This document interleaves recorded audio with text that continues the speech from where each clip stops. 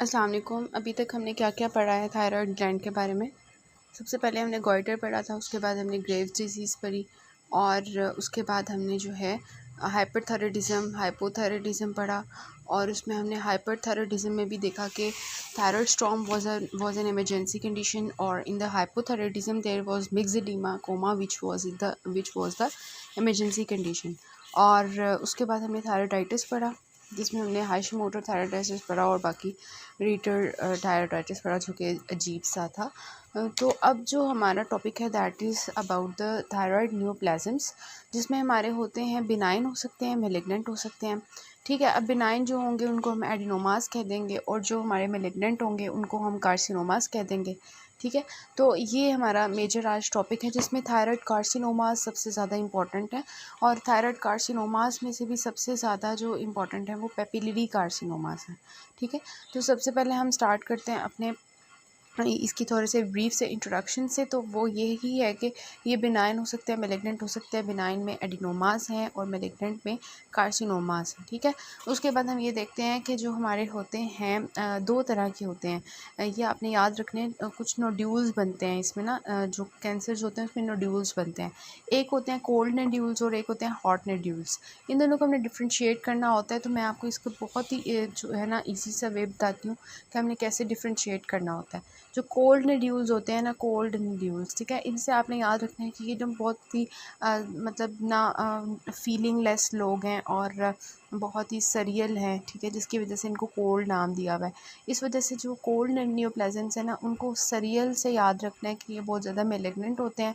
जबकि जो hot nodules है ना, वो मतलब ठीक है, उनको गुस्सा आ जाता है लेकिन दिल के बहुत अच्छे हैं और जो है ना बिनाइन है। ठीक है, सो इस तरह से हम इनको डिफ्रेंशिएट करते हैं कि जो हॉट नोड्यूल्स होते हैं वो मोस्टली मेलिग्नेंट होते हैं और जो कोल्ड नोड्यूल्स होते हैं हॉट नोड्यूल्स होते हैं वो बिनाइन होते हैं और जो हमारे पास होते हैं बिनाइन होते हैं और जो कोल्ड नोड्यूल्स हैं वो बिनाइन है, मेलिग्नेंट है। ठीक है, सो फिर से बता देती हूँ, जो हॉट नोड्यूल्स हैं वो क्या है, वो बिनाइन है और जो कोल्ड नोड्यूल्स हैं वो मेलिग्नेंट है।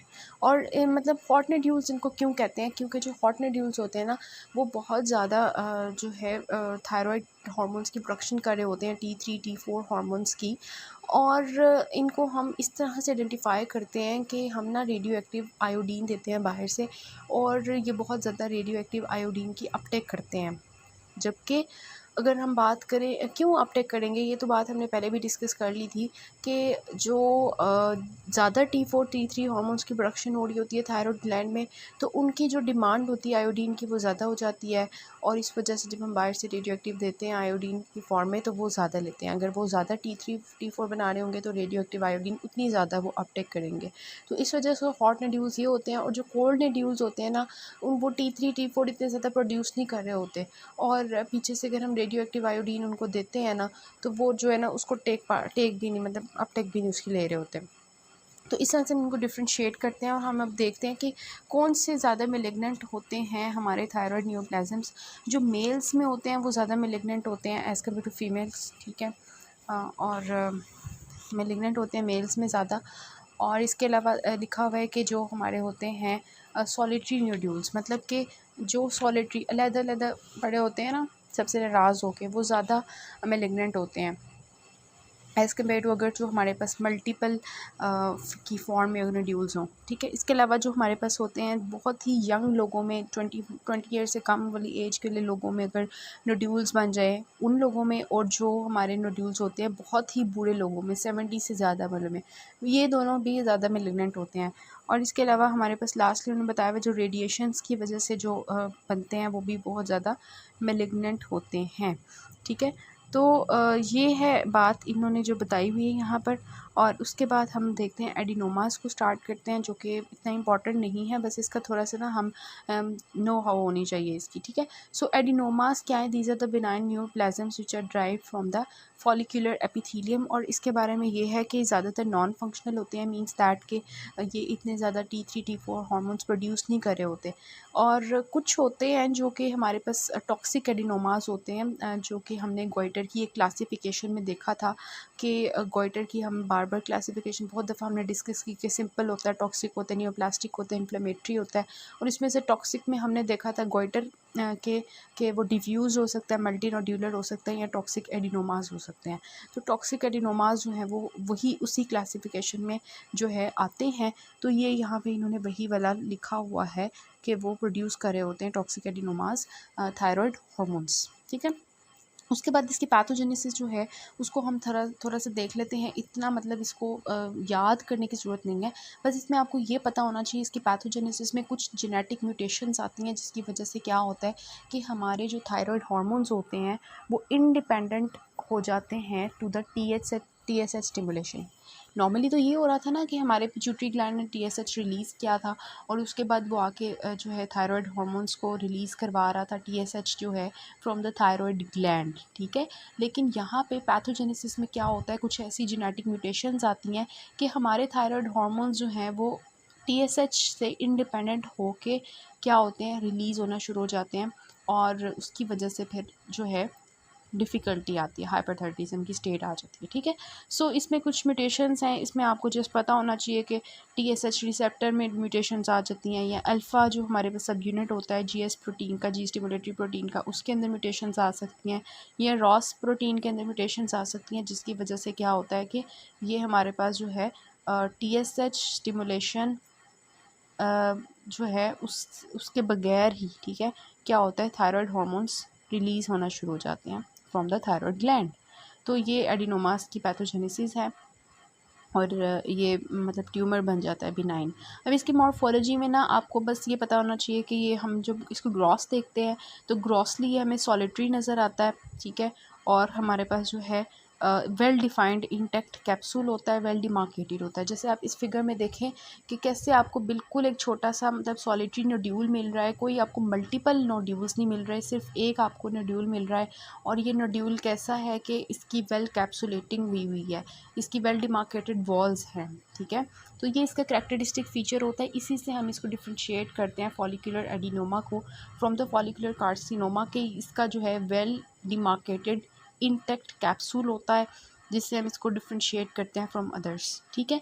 उसके बाद वो बता रहे हैं कि माइक्रोस्कोपिकली जब हम इसको देखते हैं ना, तो हमें जैसे यहाँ पे आपको देखें बिल्कुल नॉर्मल आपको नज़र आ रहे हैं फॉलिकल्स, लग ही नहीं रहा कि ये एडिनोमा है, ठीक है। तो बिल्कुल नॉर्मल फॉलिकल्स होते हैं और जो है वो मतलब बिल्कुल नॉर्मल फॉलिकल से रिजेंबल कर रहे होते हैं, वेल डिफ्रेंशिएटेड फॉलिकल्स होते हैं। लेकिन कुछ केसेस में हमें जो है वो हर्थल सेल्स नज़र आते हैं या ऑक्सीफिल सेल्स नज़र आते हैं। और हर्थल और ऑक्सीफिल सेल्स का आपको जो है पहले से पता है कि क्या होते हैं। हमने हैशीमोटो थायराइडाइटिस में देखा था कि उसमें क्या हो रहा था कि जो हमारे फॉलिकुलर एपिथेलियम थी, जो कि हमारी थी क्यूबॉइडल, ठीक है, उसकी मेटाप्लेजिया हो गया, जिसकी वजह से वो कन्वर्ट हो गई into some different kind of cells, जिसमें क्या था कि यूजिनोफिलिया ज़्यादा हो गया था, ग्रैनुलर साइटोप्लाज्म हो गया था। और वो जो है उनके अंदर माइटोकॉन्ड्रिया जो है वो न्यूमरस हो गया था, मतलब न्यूमरस माइटोकॉन्ड्रिया थे, प्रोमिनेंट माइटोकॉन्ड्रिया थे। तो उनको हमने नाम दे दिया था दीज आर द हर्थल और द ऑक्सीफिल सेल्स। तो वो हमें जो है ऑक्सीफिल सेल्स या हर्थल सेल्स यहाँ पे हमें नज़र आ सकते हैं, लेकिन कभी कभार नज़र आते हैं, ज़रूरी नहीं है कि वो नज़र आए, ठीक है। तो ये इसकी मॉर्फोलॉजी है। ग्रॉस में हमें बिल्कुल ही वेल डिमार्केटेड मिलेंगे, इंटेक्ट कैप्सूल के साथ सॉलिटरी नज़र आएंगे। और माइक्रोस्कोपिकली हमें बिल्कुल ऐसे नॉर्मल एपिथेलियम इनका नज़र आएगा और नॉर्मली हमें बिल्कुल नॉर्मल वेल डिफ्रेंशिएटेड फॉलिकल्स नज़र आएंगे। लेकिन कभी कभार हमें ऑक्सीफिल और हर्थल सेल्स मिल सकते हैं। लेकिन इनके कैरेक्टरिस्टिक फ़ीचर जो आपने याद रखनी है वो ये कि वेल डिमार्केटेड कैप्सूल होता है, सॉलिटरी नोड्यूल होता है, और इसी से हम इसको डिफ्रेंशिएट करते हैं फ्रॉम अदर्स। और इसकी क्लिनिकल फीचर्स क्या होते हैं कि ये जो नोड्यूल्स होते हैं, सॉलिटरी नोड्यूल्स, ये पेनलेस होते हैं, इसकी कोई पेन नहीं होती। और दूसरा मैंने आपको इसके हॉट नोड्यूल्स और कोल्ड नोड्यूल्स के बारे में जो डिफ्रेंशिएटिंग चीज़ थी वो मैंने आपको बता दी थी। उसके बाद वो बता रहे हैं कि हम इसकी डायग्नोसिस कैसे करते हैं एडिनोमास की। तो हम सिंपली क्या करते हैं, फाइन नीडल एस्पायरेशन करवाते हैं, और दूसरा हम जो है वो करवाते हैं अल्ट्रासाउंड। इससे हमें जो है वो हम एडिनोमास को आइडेंटिफाई कर सकते हैं, डायग्नोस कर सकते हैं। और ट्रीटमेंट हम क्या करते हैं कि हम सर्जिकली उसको रिमूव कर देते हैं। फिर हम बात करते हैं अपने कार्सिनोमास के बारे में। कार्सिनोमास जो हैं ये आपके इम्पॉर्टेंट हैं, मैलिग्नेंट जो हमारे पास ट्यूमर्स होते हैं थायराइड ग्लैंड के, वो होते हैं कार्सिनोमास, ठीक है। और कार्सिनोमास में भी हमारे पास 4 इसकी टाइप्स होती हैं। पेपिलरी कार्सिनोमा हो सकता है, फॉलिक्यूलर हो सकता है, या ये जो है एनाप्लास्टिक हो सकता है, या ये मेडुलरी कार्सिनोमा हो सकता है, ठीक है। इनके आपने जो है ये नाम याद रखने हैं, इसकी जो टाइप्स हैं वो आपने याद रखनी है। यूक्यू आता है और साथ में फ्रीक्वेंसीज़ भी आपने याद रखनी है। तो सबसे ज़्यादा मोस्ट कॉमन जो आपके पास कार्सिनोमा होता है that is the papillary carcinoma, ठीक है। उसके बाद आपका फॉलिकुलर कार्सिनोमा है, और फिर एनाप्लास्टिक है, और फिर मेडुलरी है। तो सबसे ज़्यादा 85% केसेस में जो आपका होता है कैंसर वो पेपिलरी कार्सिनोमा होता है। उसके बाद जो है उसके बाद जो फॉलिकुलर कार्सिनोमा होता है वो 15% होता है, और एनाप्लास्टिक जो होता है वो लेस देन 5% होता है, और मेडुलरी जो होता है वो 5% केसेस में होता है। बात करने की ये है कि पेपिलरी कार्सिनोमा आपने याद रखना है, MCQ में आता है कि मोस्ट कॉमन जो हमारे पास कार्सिनोमा है। देखिए ओवरऑल एंडोक्राइन सिस्टम में भी सबसे ज़्यादा कैंसर जो है मोस्ट कॉमन वो पेपिलरी कार्सिनोमा है, और अगर थायराइड कार्सिनोमास में बात करें तो उसमें भी सबसे मोस्ट कॉमन पेपिलरी है, ठीक है। तो ये दोनों MCQs आपने याद रखने हैं कि ओवरऑल एंडोक्राइन सिस्टम में भी हमारा जो सबसे मोस्ट कॉमन है वो पेपिलरी कार्सिनोमा ही है, ठीक है। उसके बाद जो हमारी चीज़ आती है करने वाली वो है पैथोजेनेसिस।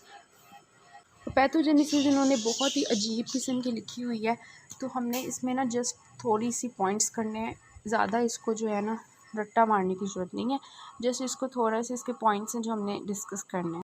तो सबसे पहली वाली चीज़ जो वो ये है कि पेपिलरी कार्सिनोमा में किस जीन की म्यूटेशन आती है। तो ये आपको ना यूक्यू है कि मतलब जो म्यूटेशंस आती है ना, तो इसमें आपने ना जस्ट इसकी जीन्स के नाम याद रखने हैं। पेपिलरी कार्सिनोमा की बात करें उसमें 2 म्यूटेशंस आती हैं। एक ये कि जो RE रेट और PTC फ्यूजन जीन बन जाती है, दूसरा इसमें जो है BRAF म्यूटेशन आती है, ठीक है। जो फॉलिकुलर कार्सिनोमा होता है उसमें पॉइंट म्यूटेशंस आती हैं। ये इंपॉर्टेंट चीज़ है कि पॉइंट म्यूटेशंस आती हैं फॉलिकुलर कार्सिनोमा में, किसके अंदर, रास में, P13K, P10, PAX8, PPARG fusion gene, ठीक है। और जो मेडुलरी कार्सिनोमा होता है उसमें पॉइंट म्यूटेशन आती है RET जीन में। तो ये आपको ना तीनों में मतलब अलग अलग किस्म की जीन्स हैं, या आपने जीन्स के नाम याद रखने हैं। तो ये आपको फिगर भी नज़र आ रही है, ये आपको बुक पे दिखाई हुई है। देखिए सबसे ऊपर जो अभी हमने डिस्कस किया कि पेपिलरी कार्सिनोमा में RET PTC फ्यूजन जीन में म्यूटेशन आती है और BRAF में आती है। तो यहाँ पे भी आपको जो है पेपिलरी कार्सिनोमा इन्होंने दिखाया हुआ है कि सबसे टॉप पे RET PTC में इसको म्यूटेशन आ रही है, और यहाँ पे BRAF में आ रही है। ये पूरा ना दरअसल एक पैथवे बना हुआ है जिसमें अल्टीमेटली जो लास्ट पे स्टेज आ रही है उसमें क्या हो रहा है कि जीन एक्सप्रेशन चेंज हो रही है, और जो ग्रोथ है सेल्स की वो मतलब ऑल्टर हो रही है, और डिफ्रेंशिएशन एंड ग्रोथ जो है वो ऑल्टर हो रही है, और ट्यूमर्स जो हैं वो अपनी मर्ज़ी से ग्रो कर रहे हैं, ठीक है, उनकी जो है ग्रोथ ज़्यादा हो रही है। तो अल्टीमेटली ये काम होना है कि पूरा पैथवे बना हुआ है कि सबसे पहले RET PTC है, फिर रास है, उसमें 2 पैथवेज बन जाते हैं BRAF और P13K के। BRAF आगे से जो है वो ERK में जा रहा है, और P13K जो है वो AKT में जा रही है।